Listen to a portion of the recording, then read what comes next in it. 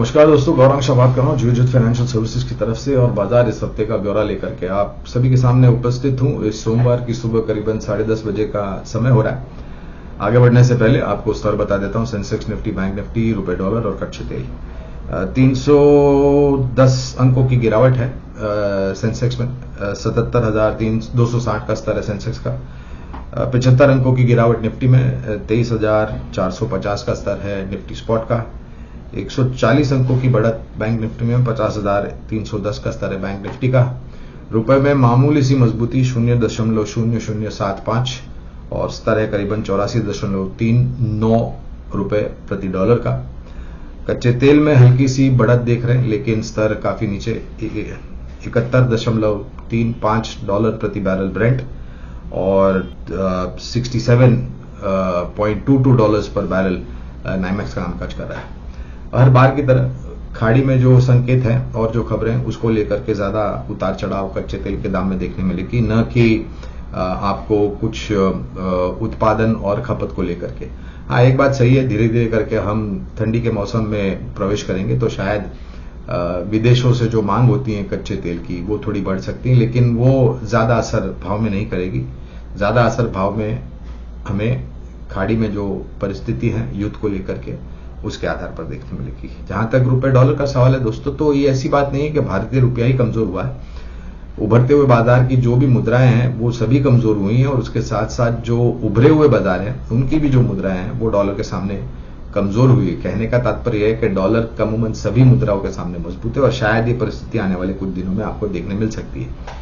केंद्रीय बैंक और बाकी बैंकों से डॉलर की सप्लाई बाजार में आते हुए छोटी मझौली अवधि के लिए आपको थोड़ी बहुत मजबूती या राहत रुपए में मिल सकती है, लेकिन शायद थोड़ा बहुत और निचला स्तर रुपए में यहां से देखने की तैयारी हमें रखनी चाहिए और फिर निर्भर करेगा कि किस प्रकार के उपाय केंद्रीय बैंक लेती है।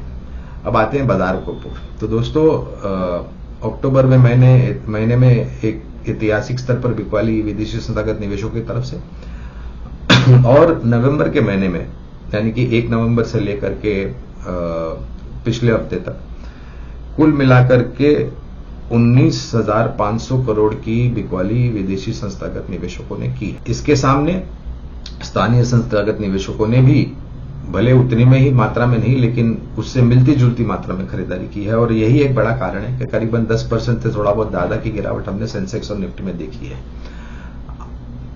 बाजार की इस परिस्थिति को देखते हुए लग रहा है कि शायद हम थोड़े बहुत ज्यादा बिकवाली के तरफ चले गए और यहां से थोड़े बहुत ऊपर के तरफ के स्तर आपको देखने मिल सकते हैं, लेकिन वो राहत छोटी अवधि के लिए ही हो सकती है क्योंकि अभी भी परिस्थिति थोड़ी बहुत कमजोर है और सुधरने के जो आसार हमें लग रहे हैं वो फिलहाल थोड़े बहुत कम लग रहे हैं। इसके कारण कुछ 2-3 है। एक तो इंडिया विक्स जो कि 15 के ऊपर कामकाज कर रहा है और इंडिया विक्स है वॉलेटिलिटी इंडेक्स, और अगर आपको उठापटक को कम होते हुए देखना है तो अनिवार्य है इंडिया विक्स 12 के तरफ आ जाए और उसके तरफ उसी स्तर पर रहे या उससे नीचे रहे, जिससे थोड़ी बहुत स्थिरता बाजार में आएगी। अगर ये 15 या 15 के ऊपर रहता है तो फिर शायद उठापटक वॉलेटिलिटी और ज्यादा हावी हो सकती है। दूसरी बात है, नवंबर के कुछ दिन बाकी रह गए और दिसंबर में आपको इस साल का कैलेंडर साल जो है वो अंत होता हुआ दिखेगा और अक्सर इस समय के आसपास विदेशी संस्थागत निवेशक छुट्टियों पर जाते हैं। क्रिसमस को लेकर के, नए साल को लेकर के छुट्टियां मनाते हैं और बिकवाली भी ज्यादा होती है क्योंकि ईयर एंड होता है। लेकिन जो बड़ी मात्रा में बिकवाली होनी थी वो शायद अक्टूबर में और नवंबर में हो चुकी है। आने वाले दिनों में शायद नवंबर अंत तक या पहले दूसरे हफ्ते तक दिसंबर के थोड़ी बहुत और बिकवाली हावी होती दिख सकती है, इसमें कोई दो राय नहीं है, लेकिन वो इतनी बड़ी मात्रा में नहीं होगी जितनी हमने देख चुके हैं, खास करके अक्टूबर के महीने में और पहले 2 हफ्ते नवंबर के महीने में। तो ये तैयारी रखें कि बिकवाली हो सकती है विदेशी संस्थागत, लेकिन इतनी बड़ी मात्रा में नहीं। बाजार का रुख थोड़ा बहुत मायूसी भरा इसलिए भी था क्योंकि जो दूसरी तिमाही के नतीजे हमने देखे जो निर्णायक तरीके से अब खत्म हो चुके हैं, उसमें जो आंकड़े उभर करके आए उससे थोड़े बहुत चिंता के कारण थे छोटी या मध्यम अवधि के लिए। तो दोनों समीकरण को मिला करके, एक तो विदेशी संस्थागत निवेशकों की तरफ से हावी बिकवाली और दूसरी तरफ दूसरी तिमाही के नतीजों में निराशा, ये मार्केट पचाने का प्रयास कर रहा था और पचाने के प्रयास में हमने देखा कि आज एक निचला स्तर हमने बनते हुए देखा, करीबन 23,360 के आसपास आज एक निचला स्तर बना और फिर वहां से थोड़ी बहुत ऊपर की तरफ उभरने का प्रयास बाजार कर रहा है। लेकिन ये कितना टिक पाएगा दोस्तों, ये कहना बहुत ही मुश्किल है, क्योंकि और 2-3 कारण भी है। राज्य स्तर पर हमारे यहां पर चुनाव हो रहे हैं। इस हफ्ते 20 तारीख बुधवार को महाराष्ट्र मुंबई में चुनाव मत गिरेंगे, मतदान होगा। बाकी अन्य राज्यों में जो मतदान हुआ है उसको लेकर के घोषणाएं, उसको लेकर के नतीजे क्या आते हैं। और महाराष्ट्र मुंबई इसलिए भी ज्यादा महत्व है क्योंकि ये वित्तीय राजधानी है हमारे देश की।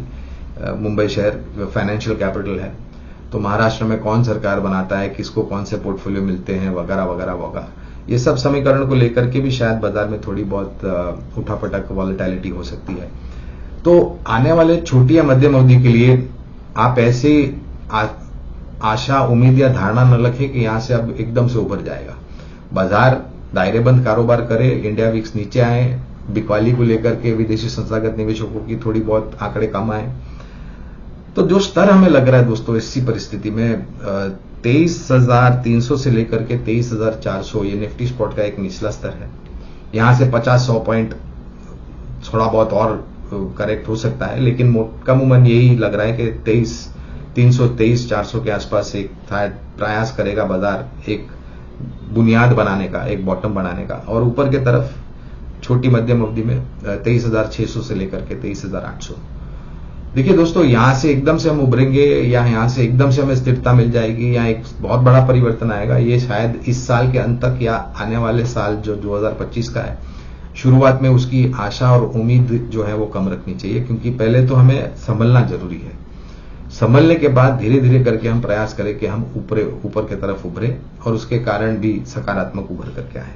लेकिन अगर उठापटक रहती है दोस्तों तो उससे काफी कुछ लोग निराश हो जाते हैं, मायूस हो जाते हैं। छोटी मझौली कंपनियों में आप थोड़ा बहुत दूर रहें, यही अनिवार्य होगा। माफ कीजिएगा, स्मॉल एंड माइक्रो कैप में दूर रहें, यह अनिवार्य होगा। मझौली कंपनियों में और दिग्गजों में क्षेत्र के आधार पर आप धीरे धीरे करके शुरू कर सकते हैं। जिस प्रकार से करेक्शन हमने देखा है बाजार में और जिस प्रकार से विदेशी संस्थागत निवेशकों की भी क्वालिटी हावी हुई थी, खास करके दिग्गजों में, तो हमारा मानना है कि पहले अगर आप अभी कुछ खरीदने की सोच रहे हैं, निवेश करने की सोच रहे हैं, तो प्राथमिकता आपको दिग्गज शेयर को देनी चाहिए और उनके मूल्यांकन भी काफी आकर्षित हो चुके हैं। तो ये सब समीकरण है जिसको ध्यान में रखते हुए हमें लग रहा है कि शायद धीरे धीरे करके बाजार एक प्रयास करेगा। इंडिया विक्स 15 के पार होना भी मेरे ख्याल से अनिवार्य नहीं है, इसको भी नीचे आना चाहिए। तो कुल मिलाकर के समीकरण यह है कि शायद बाजार प्रयास करेगा धीरे धीरे करके अपने आप को संभालने के लिए, स्थिरता आने के लिए। लेकिन विदेशी संस्थागत निवेशकों की बिकवाली ईयर एंड को लेकर के हो सकती है अभी, लेकिन इतना भी बड़ा आंकड़ा नहीं होगा जो हमें फिर से थोड़ा बहुत चौंका देगा, लेकिन अनिवार्य है। और वास्तविकता ये भी है कि जो SIP के आंकड़े आए दोस्तों, खास करके अक्टूबर महीने के, वो बहुत ही अच्छे आंकड़े आए थे ऐसी परिस्थिति में जब इतनी बड़ी गिरावट हमने देखी और इतनी बड़ी बिकवाली विदेशी संस्थागत निवेशकों की तरफ से। तो भरोसा अब भी कायम है, पारदर्शिता भी है और दूरदृष्टि भी है। केवल समय है थोड़ा बहुत संभलने का। अगर हम अभी संभल जाते हैं तो मेरे ख्याल से आने वाला जो समय होगा वहां पर हमें बाजार एक बेहतरीन रुझान लेकर के आए, ऐसा हमारा अनुमान है। उसी प्रयास और उसी विचारधारा और उसी तर्क के आधार पर अक्सर हम आपको 2 विकल्प देते हैं निवेश करने के लिए। आज भी हम 2 विकल्प लेके आए हैं। एक है टेलीकॉम क्षेत्र की दिग्गज कंपनी, नाम है भारती एयरटेल। उपभोक्ताओं की संख्या बढ़ रही है, वॉइस का उपयोग हो रहा है, डेटा का उपयोग और भी ज्यादा हो रहा है। टैरिफ्स अभी बढ़े थे कुछ महीने पहले और शायद इस साल के अंत तक या फिर अगले साल और एक टैरिफ रिवीजन आए ऊपर की तरफ का, ऐसा हमारा अनुमान है। और वैसी टिप्पणियां मैनेजमेंट की तरफ से सुनने भी मिली हमें। और दूसरी सबसे बड़ी सेल्यूलर सेवाएं उपलब्ध कराने वाली कंपनी भारती एयरटेल। स्तर की अगर आप बात करें तो यहां से शुरुआत कीजिए और धीरे धीरे करके जोड़ते जाएं लंबी अवधि के लिए। दूसरा विकल्प है एक ऐसा क्षेत्र जो ट्रंप साहब राष्ट्रपति बने, 47वें राष्ट्रपति अमेरिका के, उसके बाद एक क्षेत्र था जिसने थोड़ा बहुत सहारा बाजार को दिया, वो IT सेक्टर। यहाँ की एक दिग्गज कंपनी है दोस्तों, जिसने निरंतर अपने नतीजे सकारात्मक लिखते आते हुए अपने आप को संभाला है, वो है HCL टेक्नोलॉजीज। आकलन और अनुमान ये कहता है कि आने वाले तिमाही में तीसरे, चौथे और अगले वित्तीय वर्ष में IT सेक्टर का योगदान बहुत ही महत्वपूर्ण होगा और शायद कंपनियां ये भी प्रयास करेगी कि आगे जाकर के हम अपनी मौजूदगी स्थानीय मार्केट में और विदेशों में किस तरीके से बढ़ाएं, जिससे बड़े बड़े क्लाइंट्स इनके पास आए, इनकी बिलिंग्स बढ़ जाए और इनके नतीजों में एक सकारात्मक सा असर हो। यही तर्क और विचारधारा को ध्यान में रखते हुए HCL टेक को हमने पसंद किया है। लंबी अवधि के लिए निवेश के लिए राय है। यहां पर भी शुरुआत कीजिए, धीरे धीरे छोटे कदम लीजिए और गिरावट आती है तो अपने निवेश को आप धीरे धीरे करके आने वाले समय में निश्चित स्तर पर बढ़ा भी सकते हैं। इतना ध्यान रखिए दोस्तों कि ये दोनों ही विकल्प भारती एयरटेल और HCL टेक्नोलॉजीज बुनियादी तर्क के लंबी अवधि के लिए आधार पर हमने दिए हैं। 12, 16, 17 महीने, 18 महीने, 24 महीने या उससे ज्यादा अगर समय देते हैं आप, तो आपको एक अच्छा लाभ इन दोनों कंपनियों में निवेश करने से हो सकता है। लेकिन पूरी ताकत लगा करके नहीं, शुरुआत कीजिए और धीरे धीरे करके आप अपना निवेश यहां पर बढ़ा सकते हैं। तो काफी कुछ परिस्थितियां हैं जिसका सामना करना पड़ेगा दोस्तों, और हम उम्मीद लेकर के चलते हैं कि अगर हमने सबसे बुरा समय देख लिया है तो ये आने वाला जो कल होगा वो भी हम देख लेंगे और वहां पर भी हम सब लेंगे। अब मेरी वाणी को यहीं पर विराम देता हूं। आप सब अपनी सेहत का ध्यान रखिए और हमारी बात शांतिपूर्वक सुनने के लिए आपका बहुत बहुत धन्यवाद। अगले हफ्ते आप लोगों से फिर से मुलाकात होगी। धन्यवाद।